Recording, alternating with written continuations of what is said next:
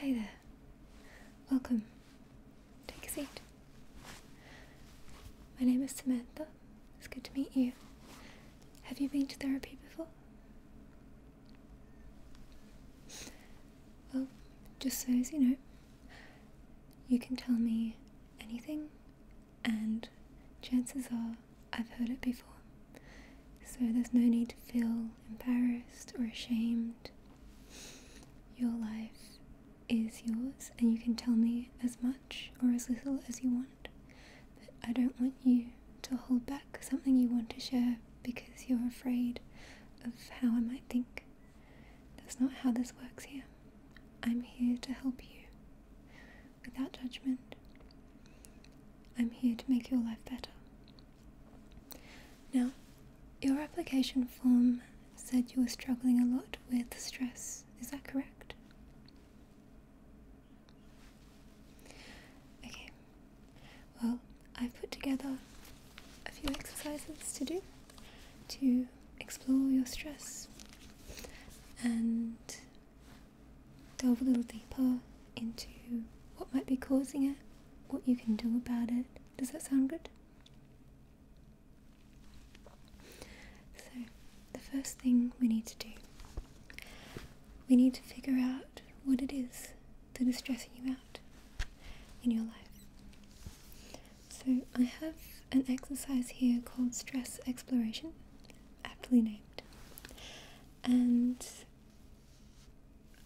what it's asking you to do is to describe your biggest stresses in a few different categories and rate them on a scale of 1 to 10. 1 is a little stressful and 10 is extremely stressful. Does it sound good?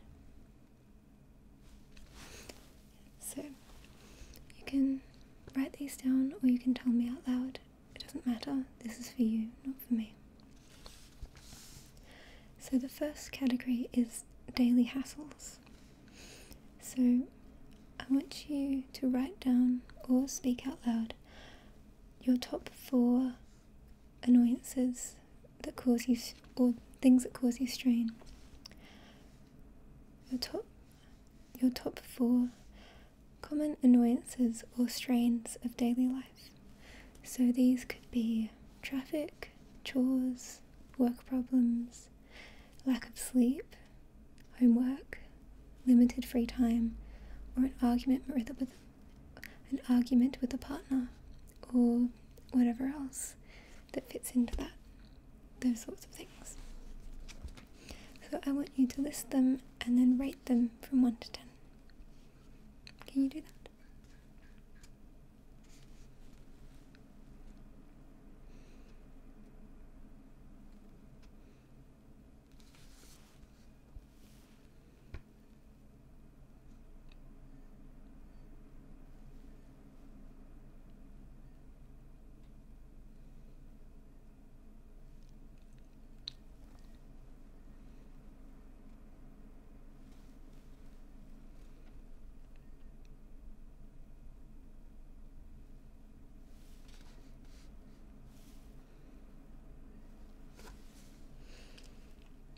Okay. That's good. Good that you can recognize them, not that they're stressing you. The second category is major life changes. Now, you may not have experienced a major life change recently, and that's okay. Stress can be from small things or from big things.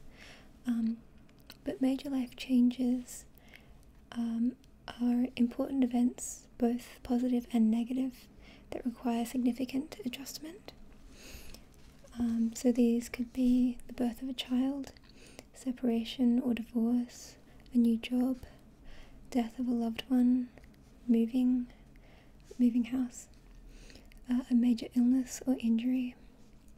So does any of that ring true to you? Or is there something maybe a little bit smaller that is stressing you out that you don't feel like fits in that category but kind of does? So again, if if there's, you can write up to 4 and rate them on how much they're stressing you out from 1 to 10.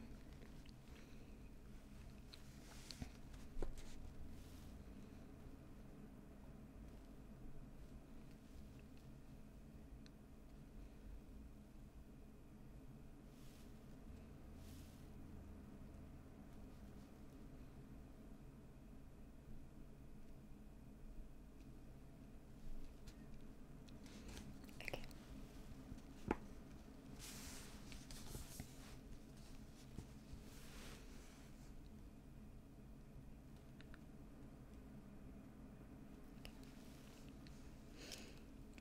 So the third category is life circumstances. So these are permanent or long-term circumstances that make life more difficult. Examples include poverty or financial problems, disability, chronic illness, conflictual relationships, values that conflict with culture, discrimination, job dissatisfaction, living somewhere unsafe. So does any of that or something similar ring true to you?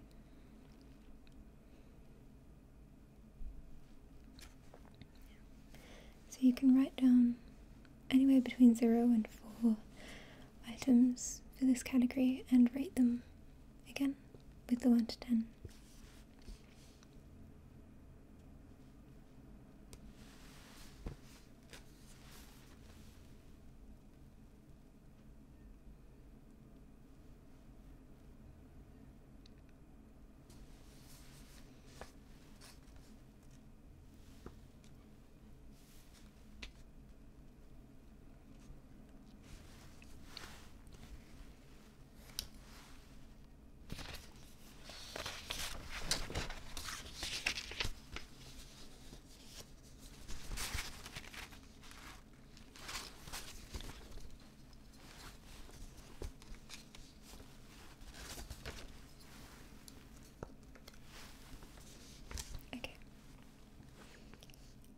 So now we're going to explore the opposite side of this, which is factors that protect against stress. So there's another 3 categories, and for each I'd like you to describe things in your life that counteract stress. So the first category is daily uplifts. So these are positive experiences that make you happy. Examples are eating a good meal, spending time with friends, leisure activities, spending time in nature. So there's no rating for these ones, but you can write down 1 to 4 things that uplift you in small ways in your life. Or big ways, could be either.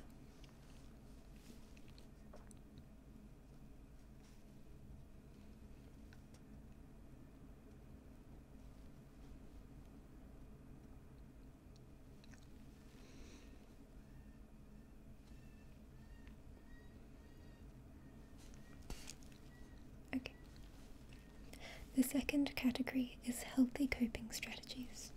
We're going to have a more in-depth look at coping strategies after this, but for this exercise, just list 1 to 4 positive actions that help to reduce or manage stress and other uncomfortable emotions.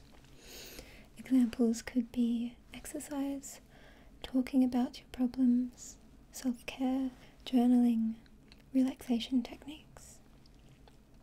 So anything like that. Do you do any of those? Do you want to write down what you do? Or tell me?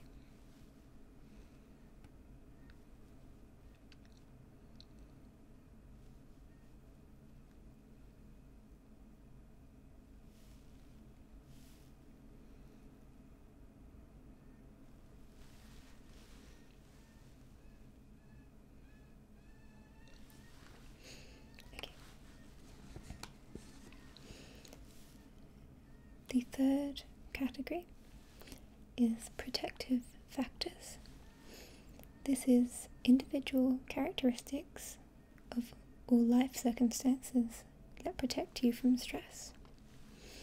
Examples of that are financial stability, good physical health, a supportive family, motivation to succeed, and education. Do you have any of those?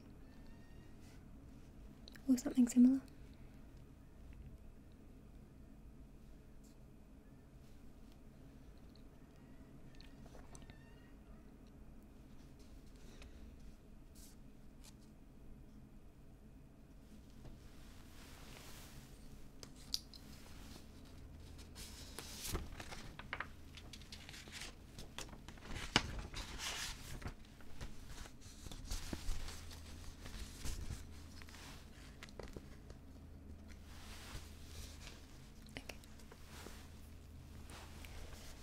We're going to move on to healthy versus unhealthy coping strategies now. So I want to teach you about what counts as which and what they are. So coping strategies are actions that we take unconsciously or consciously to deal with stress, problems, or uncomfortable emotions. Unhealthy coping strategies tend to feel good in the moment but have long-term negative consequences.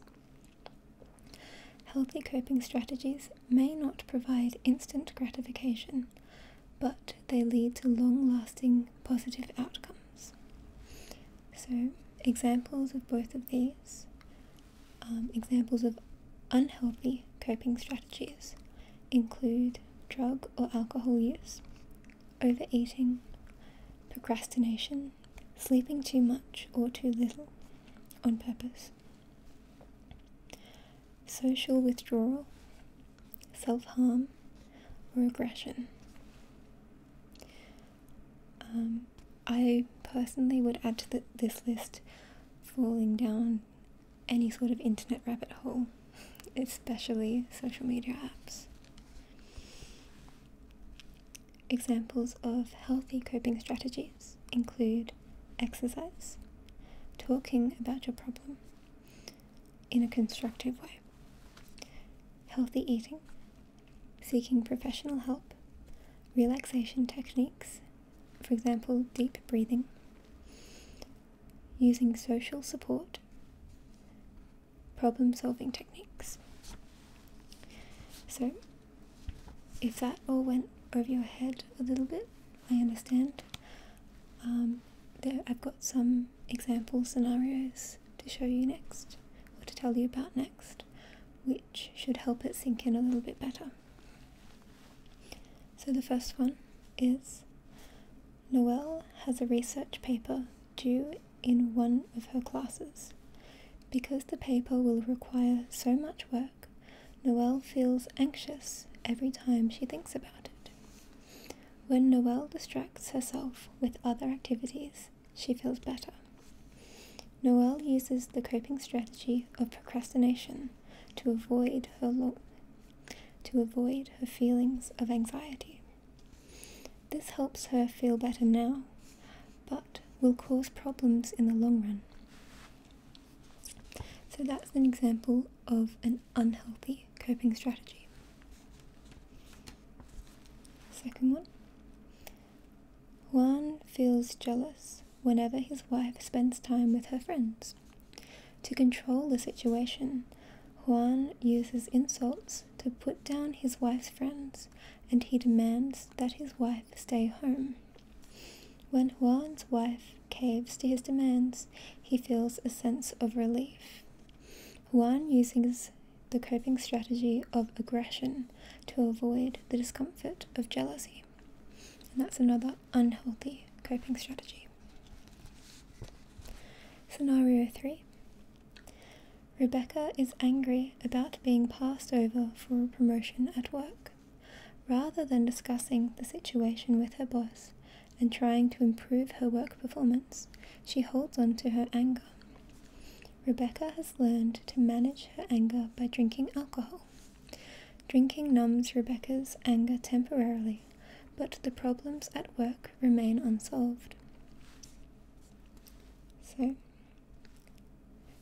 that would be under drug or alcohol use and yet another unhealthy coping strategy. So these scenarios are ones you don't want to be doing. So, and to allow it to sink in further, we have some discussion questions about the 3 scenarios. The first one is, what consequences might result from this individual's unhealthy coping strategy? So let's relate that question to the first one of Noel avoiding doing the work on his research paper. So, what consequences do you think might result from the procrastination?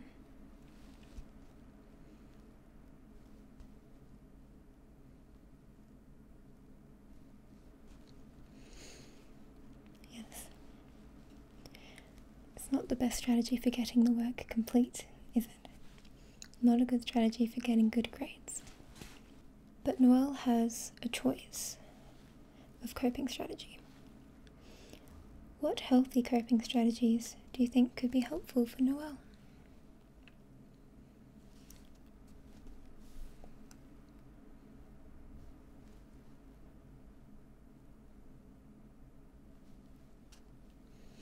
Yeah.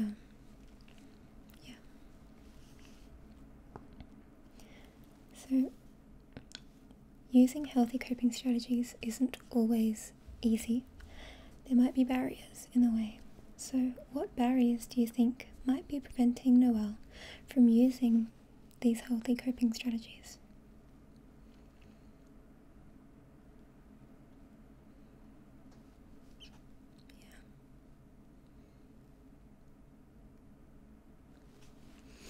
Yeah.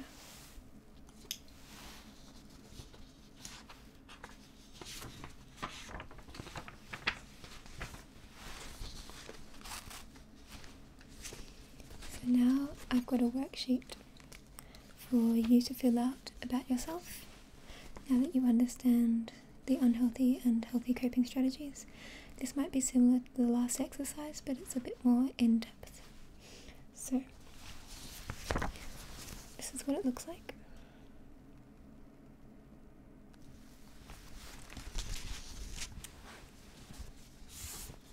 So, can you describe a problem that you're currently dealing with? Something that's very stressful to you at the moment.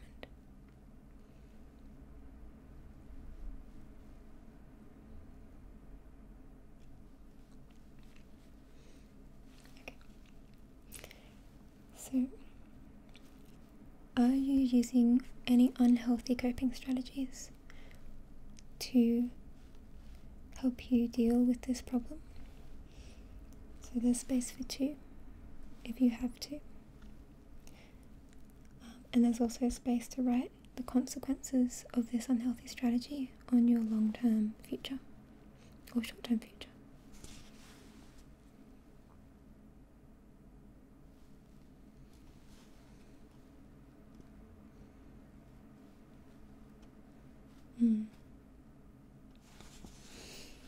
Okay. So now there's spaces for 3 different healthy coping strategies that you could use instead. There's also space to write the expected outcomes of the healthy coping strategies and barriers that are in your way to using those healthy coping strategies. Because, like I said, it's not always easy to do the thing that's going to help you in the long run.